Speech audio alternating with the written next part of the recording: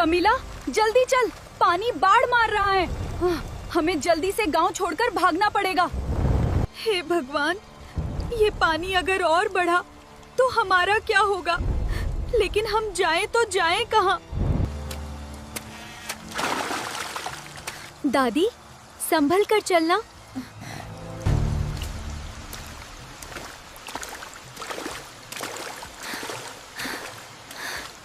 दोस्तों, आपको मेरी कहानियां कैसी लगती हैं जरूर बताएं, और चैनल पर नए हैं तो सब्सक्राइब जरूर कर लें। एक छोटे से गांव के किनारे, जहां चारों तरफ हरियाली और बीच बीच में कीचड़ भरी पगडंडियां थीं, वहीं एक टूटी फूटी झोपड़ी में रहती थी धन्नो। लगभग 60 साल की एक बूढ़ी महिला। चेहरे पर झुर्रियां थीं, लेकिन आंखों में अभी भी जीने की एक जिद थी। उसके साथ रहती थी उसकी छोटी सी दुनिया, उसकी पोती कमिला। कमिला ही उसका सहारा थी और धन्नो ही कमिला का पूरा संसार।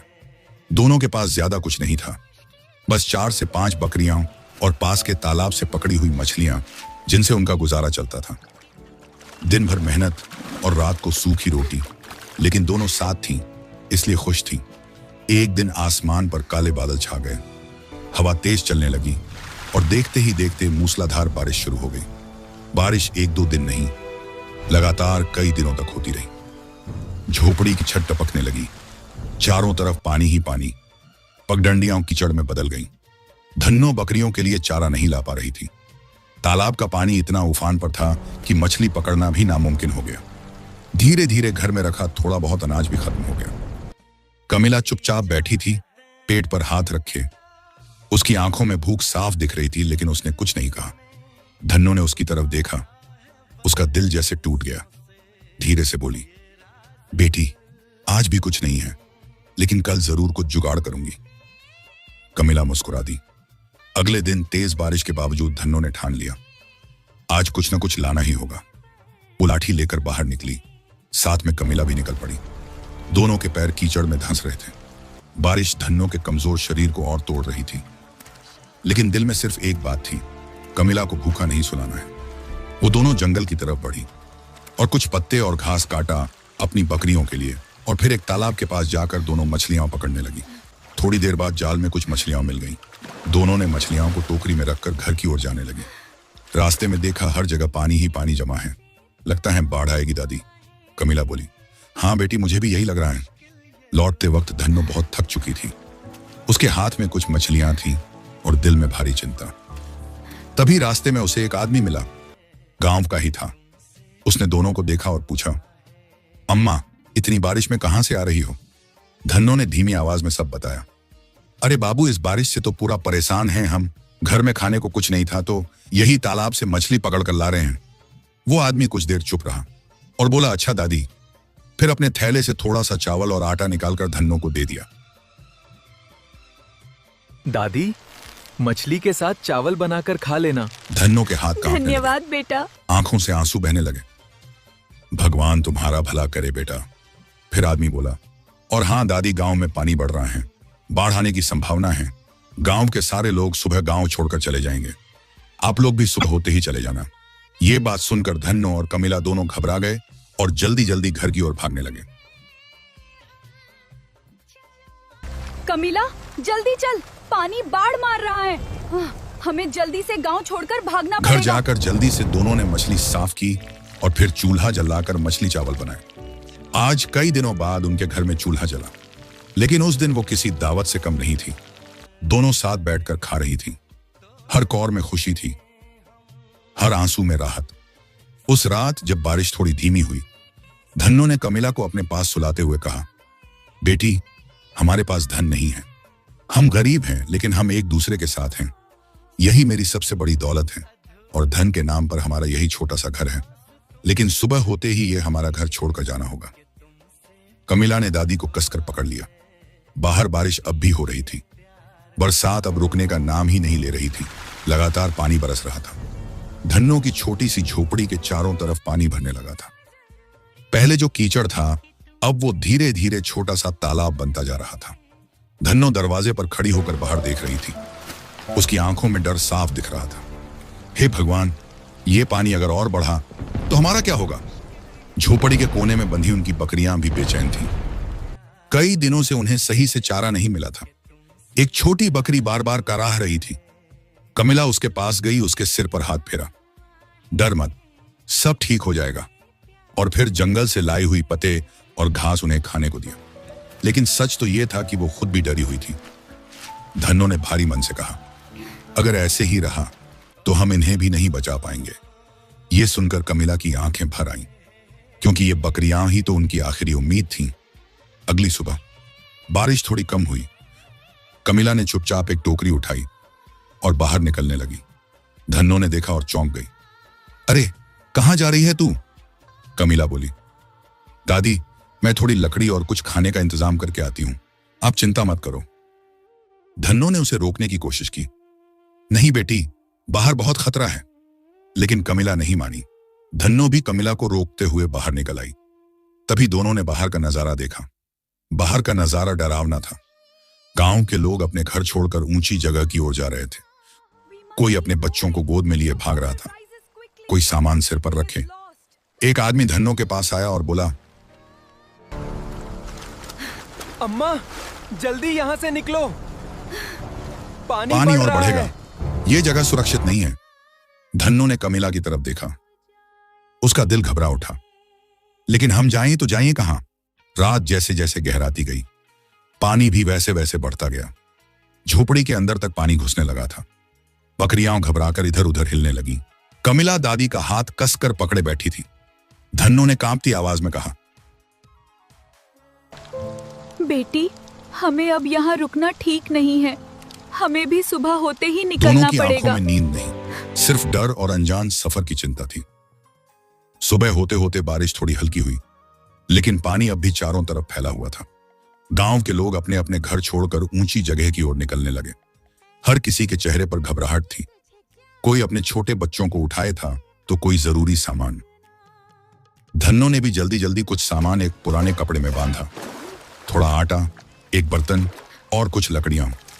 कमिला ने बकरियों की रस्सी पकड़ी और दोनों भी भीड़ के साथ चल पड़ी। रास्ता आसान नहीं था। कहीं पत्थरों से भरा ऊबड़ खाबड़ रास्ता, तो कहीं कीचड़ और गहरे गड्ढे। धन्नो के पैर बार बार फिसल रहे थे।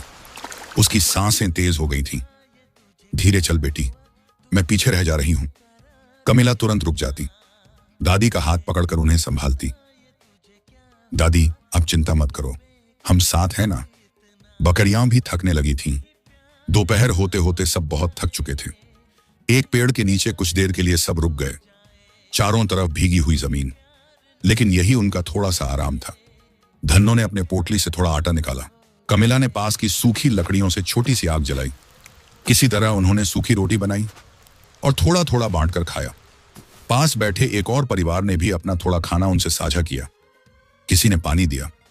उस मुश्किल वक्त में सब एक दूसरे का सहारा बन रहे थे। धन्नो ने धीरे से कहा, देखा बेटी, मुश्किल में ही असली इंसानियत दिखती है। कमिला मुस्कुरा दी। थोड़ी देर आराम के बाद सब फिर से चल पड़े। अब रास्ता और कठिन था। कहीं पानी घुटनों तक, कहीं पत्थरों पर संतुलन बनाकर चलना पड़ रहा था। एक बार धन्नो का पैर फिसल गया। वो गिरते गिरते बची। कमिला घबरा गई। दादी, आप ठीक हो ना? धन्नो ने खुद को संभालते हुए कहा, हाँ बेटी, अभी मैं हार नहीं मानूंगी। धीरे धीरे सूरज ढलने लगा। हल्का नारंगी हो गया और दूर एक ऊंची जगह टीला दिखाई दी। किसी ने जोर से चिल्लाकर कहा, बस वहीं पहुंचना है, अब हम सुरक्षित हैं। यह सुनकर सबके कदमों में जैसे नई ताकत आ गई। कमिला ने बकरियों को थोड़ा और तेजी से आगे बढ़ाया। धन्नो ने भी हिम्मत जुटाई। शाम होते होते सब लोग उस ऊंची जगह पर पहुंच गए। वहां पहले से कुछ लोग बैठे थे। कुछ ने अस्थायी झोपड़ी बना ली थी। धन्नो और कमिला भी एक कोने में बैठ गईं, थकी हुई लेकिन सुरक्षित। कमिला ने आसमान की तरफ देखा। बारिश अब भी हल्की हल्की हो रही थी। उसने दादी का हाथ पकड़ा। दादी, हम बच गए ना? धन्नो ने मुस्कुराकर कहा, हाँ बेटी, जब तक हम साथ हैं हम हर मुश्किल से बच सकते हैं।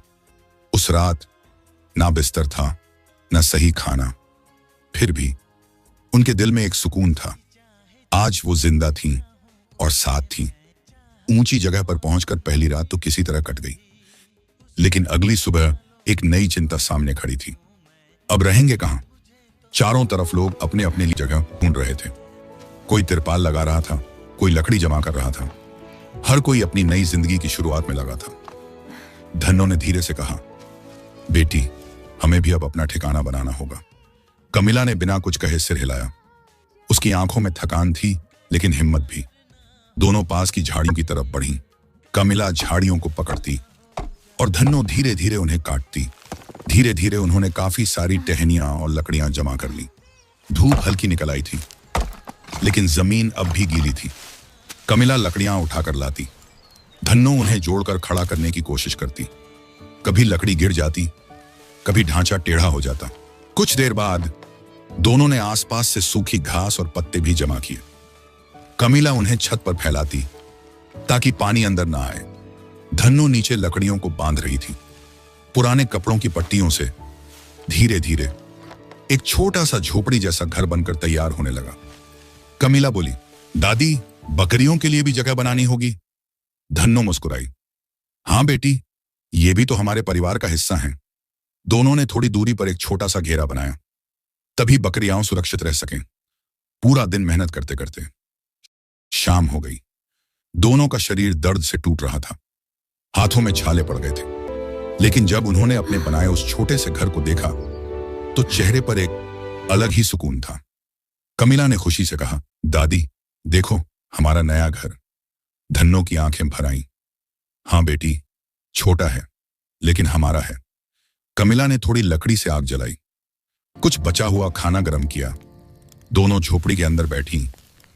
बाहर हल्की हवा चल रही थी। अब डर कम था और उम्मीद थोड़ी ज्यादा। धन्नो ने कमिला को अपने पास खींचकर कहा, देखा बेटी, मेहनत से सब कुछ फिर से बनाया जा सकता है। कमिला ने सिर दादी के कंधे पर रख दिया। उस छोटी सी झोपड़ी में ना कोई आराम था, ना कोई सुविधा, लेकिन वहां था प्यार, मेहनत और एक नई शुरुआत का हौसला। ऊंची जगह पर बना उनका छोटा सा घर अब थोड़ा थोड़ा अपना सा लगने लगा था। बकरियां भी अब पहले से खुश थीं। चारों तरफ हरी घास उग आई थी। बकरियां दिन भर आराम से चरती। उनके पेट भरे रहते, वो उछलती कूदती। कमिला उन्हें देखकर खुश होती। दादी देखो, अब ये भूखी नहीं रहती। धन्नो हल्की मुस्कान देती। हाँ बेटी, कम से कम इन्हें तो अब तकलीफ नहीं है। लेकिन असली चिंता अभी भी बाकी थी। बकरियों का तो गुजारा हो रहा था, लेकिन धन्नो और कमिला के लिए खाना अभी भी सबसे बड़ी समस्या था। आसपास के गांवों वाले धीरे धीरे अपनी जिंदगी संभालने लगे थे। कोई जमीन साफ करके सब्जियां उगा रहा था, कोई गाय पालकर दूध बेच रहा था। कुछ लोग छोटे मोटे काम ढूंढ चुके थे। उनके घरों में चूल्हा जलने लगा था। लेकिन धन्नो, वो पहले भी गरीब थी और अब भी। ना उनके पास खेत था, ना ताकत की वो खेती कर सके। कमिला छोटी थी और धन्नो बूढ़ी। दोनों के सामने वही सवाल रोज खड़ा हो जाता, आज क्या खाएंगे? एक शाम दोनों चुपचाप बैठी थीं। आसमान में सूरज ढल रहा था और पेट में भूख चुभ रही थी। कमिला ने धीमे से पूछा, दादी, क्या हम हमेशा ऐसे ही रहेंगे? धन्नो कुछ देर चुप रही। उसकी आंखों में पुरानी यादें तैर गईं। गांव में भी हम ऐसे ही जीते थे, लेकिन तब हमारे पास वो तालाब था जहां से हम मछली पकड़ते थे। इतना कहते ही अचानक धन्नो जैसे कुछ सोचने लगी। धन्नो की आंखों में अचानक चमक आई। बेटी कमिला, अगर हम नीचे जाएं, जहां पानी भरा हुआ है, वहां कमिला मछलियां चौंक होंगी। गई। हाँ सच दादी। दादी? हाँ बेटी, पहले भी तो हम इसी से जीते थे। अगर हम मछली पकड़ें, फिर उसे साफ करके चावल के साथ पकाकर बेचें। कमिला की आंखें चमक उठी। तो हमारे पास खाना भी होगा और पैसे भी। धन्नो ने मुस्कुराकर कहा, हाँ बेटी, अब हमें किसी पर निर्भर नहीं रहना पड़ेगा। अगली सुबह दोनों ने जल्दी उठकर तैयारी शुरू की। कमिला ने एक पुरानी टोकरी उठाई।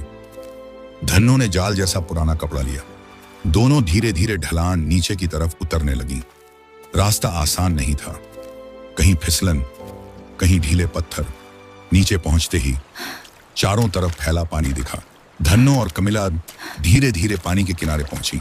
कमिला ने अपनी साड़ी ऊपर समेटी और धीरे धीरे पानी में उतर गई। दोनों ने मिलकर अपना पुराना जाल जैसा कपड़ा फैलाया और धीरे धीरे उसे पानी में घुमाने लगी। अचानक जाल भारी होने लगा। कमिला ने चौंक कर कहा, दादी कुछ फंसा है। दोनों ने मिलकर जाल खींचा और जैसे ही बाहर निकाला, उनकी आंखें खुली की खुली रह गईं। जाल में ढेर सारी मछलियां फड़फड़ा रही थीं। बारिश और बाढ़ के कारण सच में बहुत सारी मछलियां पानी में आ गई थीं। कमिला खुशी से चिल्ला उठी, दादी देखो इतनी सारी मछलियां। धन्नो की आंखों में आंसू आ गए, लेकिन इस बार ये आंसू खुशी के थे। भगवान ने हमारी सुन ली बेटी। दोनों ने जल्दी जल्दी मछलियों को टोकरी में डालना शुरू किया। टोकरी भर गई। दोनों ने एक बार फिर जाल डाला और फिर से ढेर सारी मछलियां पकड़ ली।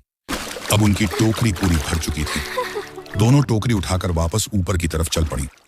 इस बार उनके कदम हल्के थे, क्योंकि अब उनके पास उम्मीद का सहारा था।